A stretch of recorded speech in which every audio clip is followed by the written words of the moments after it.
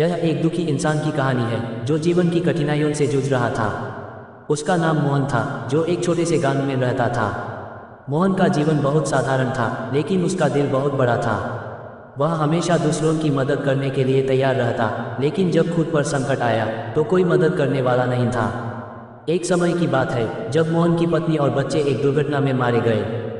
यह घटना उसकी जिंदगी का सबसे कठिन पल बन गई। मोहन को यह यकीन ही नहीं हो रहा था कि उसके पास अब कोई नहीं है। हर दिन वह अकेलेपन और दर्द में डूबा रहता। उसके चेहरे पर हमेशा एक गहरी उदासी थी और वह गांव के लोगों से भी दूर रहने लगा। वह सोचता था कि क्यों उसने जीवन में इतना संघर्ष किया, लेकिन अंत में उसने सब कुछ खो दिया। उसने अपने दिल की सारी उम्मीदें खो दी थीं और वह जीने का कोई कारण नहीं देखता था। लेकिन एक दिन गांव के एक बुजुर्ग आदमी ने मोहन से कहा, दुखों का सामना करना जीवन का हिस्सा है, लेकिन हमें कभी हार नहीं माननी चाहिए।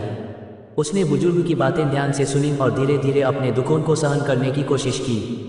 उसने सोचा कि भले ही वह अकेला है, लेकिन जीवन में कुछ उद्देश्य जरूर होना चाहिए। धीरे धीरे उसने अपने भीतर की ताकत को पहचाना और फिर से जीवन की राह पर चलने की कोशिश की। मोहन का जीवन दुख से शुरू हुआ था, लेकिन अंत में उसने साहस और धैर्य से उसे पार किया। उसकी कहानी इस बात का प्रतीक बन गई कि हर दुख के बाद एक नई शुरुआत हो सकती है, बस जरूरत है तो खुद पर विश्वास और उम्मीद रखने की।